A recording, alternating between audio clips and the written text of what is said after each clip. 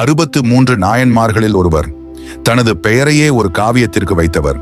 தமிழை வைத்து பொருள் ஈட்டி அந்த பொருளை வைத்து புகழ் ஈட்டியவர். தமிழ் மூவேந்தர்களையே தனது சொல்லால் கட்டி போட்ட அந்த தமிழ் ஞானி யார்? இதோ திருக்கடவூர் தந்த காரிக்கோவை நாயகன். காரி நாயனார் வரலாறு. திருக்கடவூரின் பெருமை. மார்க்கண்டேயருக்காக காலனை உதைத்த காலசம்ஹார மூர்த்தி வீற்றிருக்கும் தலம் திருக்கடவூர். அந்த புண்ணிய பூமியில் அந்தணர் குலத்தில் அவதரித்தவர் காரி நாயனார். அவர் வெறும் வேதம் ஓதுபவர் மட்டுமல்ல, தமிழின் அகப்பொருள் இலக்கணத்தில் ஆழமான புலமை கொண்டவர். தமிழின் மீது அவருக்கு இருந்த காதல் ஈசன் மீது அவருக்கு இருந்த பக்தியை விட குறையாதது.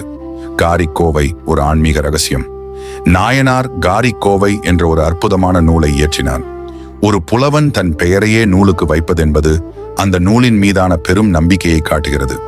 அந்த நூல் வெறும் காதல் சுவையை மட்டும் சொல்லவில்லை, உலகியல் இன்பத்திற்கு பின்னால் மறைந்திருக்கும் பேரின்பம் எனும் வீட்டின்பத்தை மிக நுணுக்கமாக விளக்கியது. சொற்கள் தேனாக இனித்தன, ஆனால் அதன் பொருள் வைரம் போல உறுதியானது. மூவேந்தர்களின் சபையில் ஒரு புரட்சி.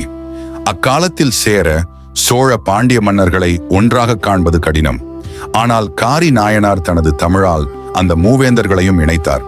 அவர்களது சபைகளுக்கு சென்று வீட்டின்பம் என்றால் என்ன என்பதை தனது கோவை பாடல்கள் மூலம் விவரித்தார். அரசே, மண் பற்று நிலைப்பதல்ல, அவன் பற்றே நிலையானது என்று அவர் முழங்கிய போது மூவேந்தர்களும் மெய்சிலிர்த்தனர். அவரது சொல்லாற்றலுக்கு கைமாறாக பொற்காசுகளையும் நவரத்தினங்களையும் மலை போல குவித்தனர் மன்னர்கள். மாபெரும் சிவத்தொண்டு. குவிந்த செல்வத்தை அவர் அரண்மனை கட்ட பயன்படுத்தவில்லை. இந்த செல்வம் என் தமிழுக்கு வந்ததல்ல, என் தமிழை ஆளும் ஈசனுக்கு வந்தது என்று பிரகடனம் செய்தார். ஊர் ஊராகச் சென்று சிதிலமடைந்த சிவனாலயங்களை புதுப்பித்தார்.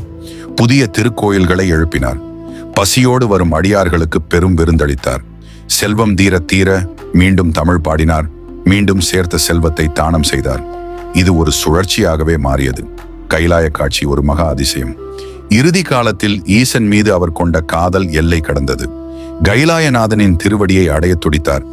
சாதாரணமாக மனிதர்கள் இறந்த பிறகுதான் ஆன்மா கைலாயம் செல்லும். ஆனால் காரி நாயனார் தனது இடையறாத அன்பினால் இந்த ஊனுடலோடு உடம்புடன் வடகையிலை மலைக்கு அழைத்துச் செல்லப்பட்டார். ஈசனின் திருவடி நிழலில் நிலையான இடத்தை பிடித்தார். தமிழை தொண்டாக மாற்றி அந்த தொண்டால் சிவனை அடைந்த காரி நாயனார் வரலாறு இன்றும் தமிழ் மண்ணில் ஒலித்துக் கொண்டிருக்கிறது.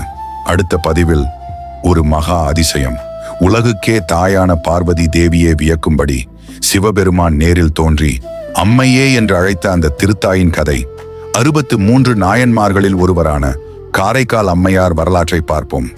இப்பதிவு பிடித்திருந்தால் லைக், ஷேர் மற்றும் சப்ஸ்கிரைப் செய்ய மறவாதீர்கள். நன்றி.